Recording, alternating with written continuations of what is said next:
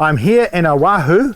That's in Hawaii, as most people would know. And I'm here with Glenn Martinez, an old friend of mine that I've known for a good number of years. Glenn, how long? 8, 9 years or something? We're not that old. We're not that old, yeah. We've known each other for about 8 to 10 years now. Yeah, quite a while, yeah. And I first met Glenn when he came down to Australia to one of my training courses, which was wonderful. And Glenn is one of the few people I honestly regard in this business as being a true innovator. There are lots of people out there that copy what other people do, but Glenn's an original inventor. And I can say that without fear of any contradiction from anyone. And we're here today especially to talk to Glenn about his Airlift. Now, Airlift is a mystery to most people. And you can go out there and Google it, and you can see most experts will say you cannot airlift water any higher than 8 inches or 200 millimetre. And I want to show you what Glenn does. He lifts it pretty much as high as he wants. So Glenn, what's happening here? What's in this first pump? Okay, so what we have here is a container of water, which is our fish tank, okay, and it happens to just be a portable tank for demonstration purpose, but the water leaves here, comes down, goes through a check valve, comes over to here. Now you see the air? You got to be wondering where it comes from. We're bringing it in from a hose from a little 40-watt pump. Just 40 watts? Just 40 watts. That's hard to believe. And what kind of pump is it? It's a diaphragm pump. Diaphragm pump? And I love the Hako or the Metella ones because they're quiet. For the money, they're a few dollars more than the cheaper one, but the diaphragm surges, and that's really important. It puts out 2 pounds per square inch routinely, you know, running. But if it's stuffed up or to get started, it can surge to 4 to 6 pounds. So that's sometimes important, isn't it? That's real important. So we like a diaphragm pump rather than having one of those regenerative ones. They never surge. They only put out lots of air at 2 pounds. That's all. So what we need is the burp. So Glenn, you call this your burper pump, don't you? Yeah. So what it burps, and the water comes down through the check valve here. By a check valve, you mean a non-return valve? Non-return valve, right. So you use them like the sewage industry, where things go uphill and not come back. On boats, you want to pump the bilge pump out, you don't want it coming back, You want to have a non-return valve. So it comes in one way. Well, when Glenn, just before I interrupt you, this up part here is important, isn't it? Real important, because here's the air coming in. If I release the air for a moment here, if I let it loose, you'll see the water in this clear tube here. Well, it will level off at the same level as this one over here. And it'll level off to the tank. Now, when I add the air, watch the water in that tube there, it's going to go down. As I tighten up here, down it goes. It'll never come up here pushes the water down? Pushes it down. The water can't go back, can it? It tries to go back because it wants to be lazy. So it tries to go back, hits that check valve, that one-way valve, comes back. Now it's a long cigar. Now this, just going back to this up and down part here, that's also part of the preventing it from going back, isn't it? Right, because the air stays on the top, so it pushes a wall of water down. Rather than if air an leaking air through bubble the check went there, valve. it would leak through. So many people, they see a little YouTube video or something, they try to go straight, and it keeps leaking backwards, and you see bubbles over in your fish tank. Bad news. So we come over here, the 245s, 290s, we come over here, now you got that long bubble on the top. When she comes around, it makes a big slug of air. Not like the ones you were talking about, like the French invented. They like to have lots of little bubbles, and they say it displaces the weight of the water, and the water floats up about 8 inches. That's it. That's all. Here, I get a shotgun burst, and I can show you, and we'll show you here on the farm. We'll go 20, 30 feet, no problem at all. Now, when it comes up here, we have to separate the water and the air. So we let the air go out there at the top, and the water comes over here and she falls down. And in this, we call the science of opposing forces. The water's going down, and it drags the bubbles down. When it splashes, you can actually see them close up here. They're kind of surging. They're trying to go back up, but they can't. They want to so much. And they're getting smashed up too, aren't they? And being made smaller and smaller. Yeah, and they just beat each other up. So I size this pipe to the flow of the water. It's just trial and error. Put it on. If it's too big, all the bubbles go up. If it's too small, you'll get big bubbles all the way to the bottom. So this sizing is very important, and I can see this pipe that's coming in here. Is that sizing important too, Glenn? It's just got to come here without backing up. If this backed up, that would start filling up, and it would go out the top. So you just want this enough to come over here. So where does this water go after? Now it's beautifully aerated. Right. Where does it go now? Now, these bubbles, instead of, because watch this, when you're in a fish tank and you have an aerator at the bottom, and you put out the little bubble, it goes up and it's gone. This one, the bubble stays in there till it dissolves in the water. So it goes all the way to the bottom, goes across here wherever I want to go. I could go 100 meters. You can send it off to your grow beds. You can send it off anywhere wherever you want. I need to go. Yeah. The only rule is this has got to be less high than that. Yep. Okay. Right, because water seeks its own level. That's where it'll attempt to level out, isn't it? Right. There. So now look over here. I got no bubbles in here. Yeah. See that? Why is that? That's because they all dissolved into They've the all water. been pushed into the water. Right. So your dissolved oxygen levels have right. gone through the roof. Right. So I've been out here with University of Hawaii students. They bring out their really expensive YSY meters and that. They test the water. We take a nitrogen bottle and we blow nitrogen in there and we get rid of the oxygen. Okay. We run it down to maybe 1 or 2 parts per million. We turn this on. We come over here. The water goes into a bucket. We're 6 parts per million. How about that? One pass. Just by that simple process. That's it. So okay. When I'm greedy, I do the dragon tail. I will come here and then overflow, go another one, double it, go another one, and then go down and do it 3 times and then go. Depends on where I need to go to. Glenn, I'm just remembering when you and I were down in Puerto Rico together, and that particular farm had a problem. Remember, and they were running a lot of regenerative air blowers, burning a lot of electricity, and they still had low DO in their fish tank. Right. So what did you do? So we took their sump pump, which is a regular mechanical motor, right? We ran it back up and we dumped it in. This was coming in a 2-inch pipe. We dumped it into a 4-inch pipe. We went down 8 feet. We came back up about 6.5 feet. We went down from 2-inch into a 4-inch. We did it 3 times, shot it into the fish tank. They walked over. They had 2 big regenerative blowers. They turned off the big one, only run on the little one, and everything's happier. And they dropped their electric bill. We started getting Facebook pages from them. They showed us like a $600, it was a $1,200 bill, then it was $800 bill, then it was a $600, and then they down to $400. That's a big thing. thing. They just started adding. Because keep in mind, you got to grow a lot of lettuce to pay a $600 electric bill. Absolutely. Now, Glenn, there's 2 parts to this. The first part, what we've just talked about with the farm example, that was purely about aeration. But we've got to remember that we're actually pumping air. We're actually pumping water using air. That's right. So there's 2 parts. There's the pump part and there's the aeration part. Right. So if I went back to San Juan, Puerto Rico again, I would take off their mechanical pump straight up, make a U-turn into a pipe here, absolutely, go on the ground, come over, and this would be where their fish tank is. And that was where I'd have my dragon tails. Yeah. Glenn, now, I know the answer to this, but I've got to ask you, how high could you send this water? If I put you to a challenge and said, Glenn, show me how high you can pump the water. I saw you just a few minutes ago do an interesting experiment. You want to show me that in a few minutes? Yeah, I'd be glad to. To answer your question, been over 400 feet. 400 feet. 400 feet. I think you're telling me stories. Watch this. When you release an air bubble into the water, every time when it goes up, every 33 feet, it's going to double in size. That's 1 atmosphere. 1 atmosphere, okay? So, if you go down let's say a garden hose, and we hang a garden hose from a 40-story building, it's hanging all the way down. You inject the air bubble, you put it in there, you inject the air bubble, it will go up.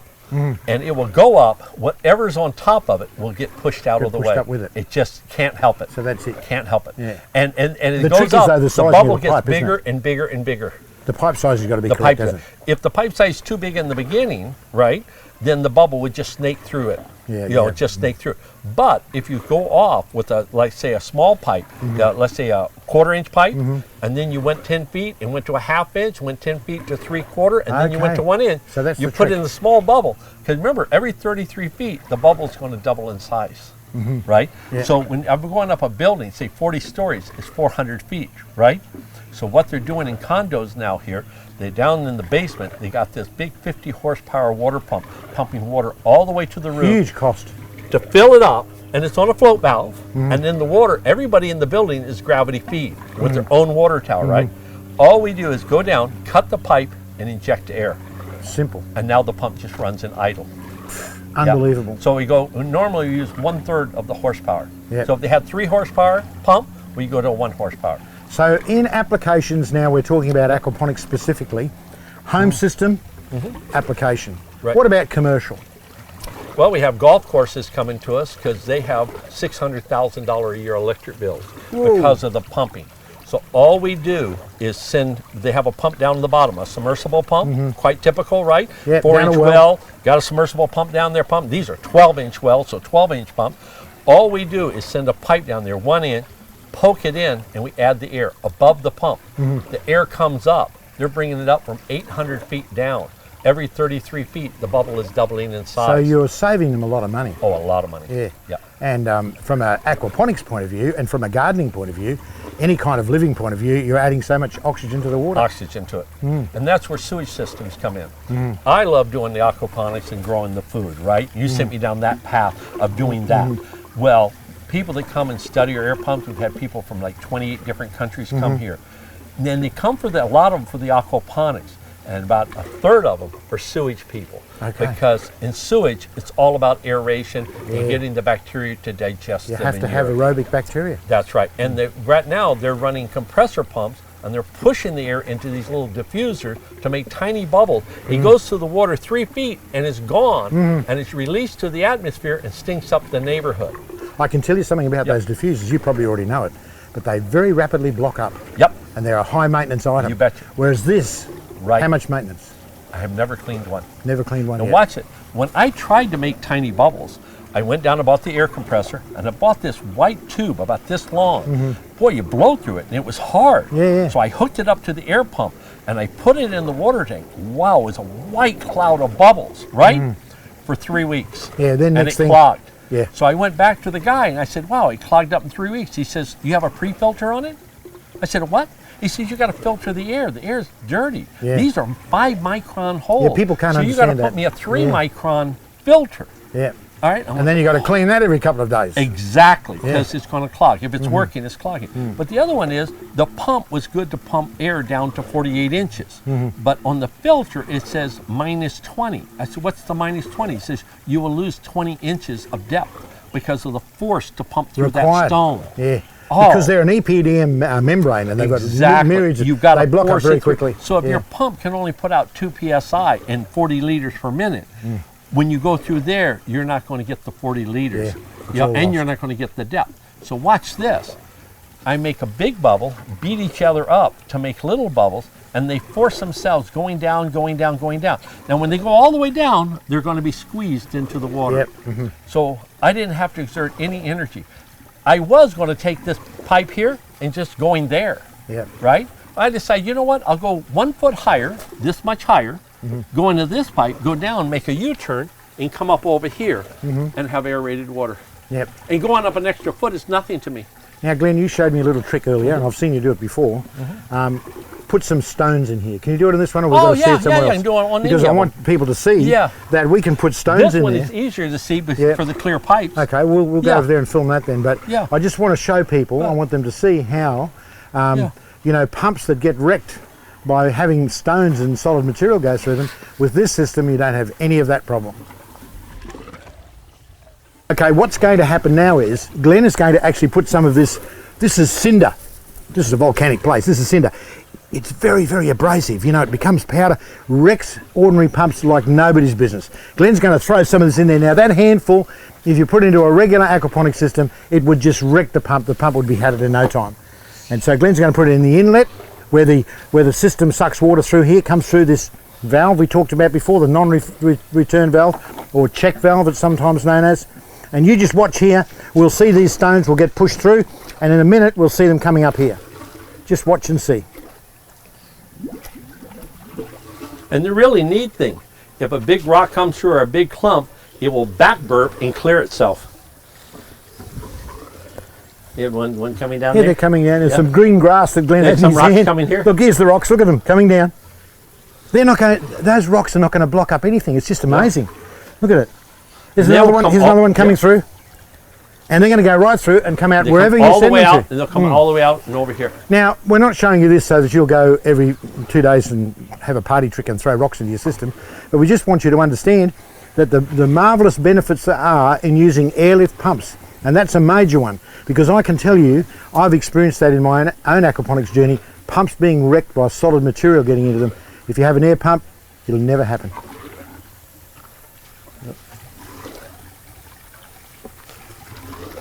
So when I started doing the aquaponics, these rocks, first I loved them because the plants grew so well. And then I hated them because they jammed up my pumps. You're wrecking your pumps. And so none of my pumps lasted a year. We've never replaced an airlift pump now. 8 years of building these things. Amazing, We've never eh? had somebody call up and say, hey, I wore it out. Yeah. It's a piece of plastic and it's water. That's it. No moving parts in No actual moving fact, parts, except the flapper The valve. one flapper valve. Yeah. And that's the only pump we do with flapper. All the rest of them are no flapper Pipe valve. in pipe. Glenn, can you take us over now and show us this, how high you Sure. can lift the water? We can do that.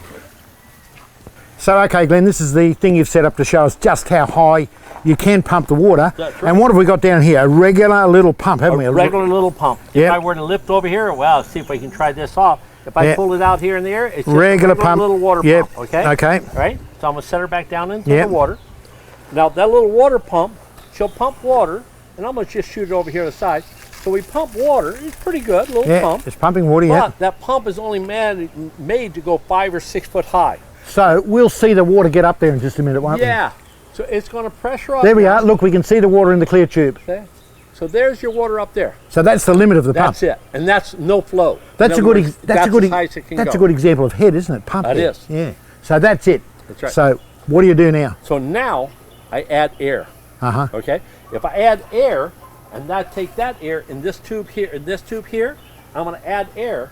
I got a little air pump here on the side, and I close the valve, Yep. and I'm going to look at my pressure gauge. I see it go to 2 Okay. psi, Yep. and then it's going to go 3, 4 psi, and that's that It's little actually going a diaphragm bit. pump. It's actually going 4.5. 4.5, 5 psi, heading towards 6. Okay. All of a Now, sudden. see, she burped. Yep. So you get the first little burp, and then she'll start to flow. Water's coming out of the top. You were Look at aiming that. at me, weren't you? No, not I really. could tell. Yeah. So now she sits here at about 4 psi, and she will start getting a little rhythm to her. Yep. She'll pump, and this will pump about 150 gallons an hour, and I can go about 30 to 34 feet high. Now, How high is that now, Glenn? That would be what? Oh, 20 that- feet? Would that be 6 meters? about- 20 yeah, feet? you're almost 20 feet high. Yeah, Yeah. 6 10 meters foot or length, yeah. 6 meters or 20 feet. Yeah. So there you go. There's a simple example of just how powerful this this technology that Glenn's perfected, and it's so stupidly simple, but Glenn's the one who's got onto it and made it work.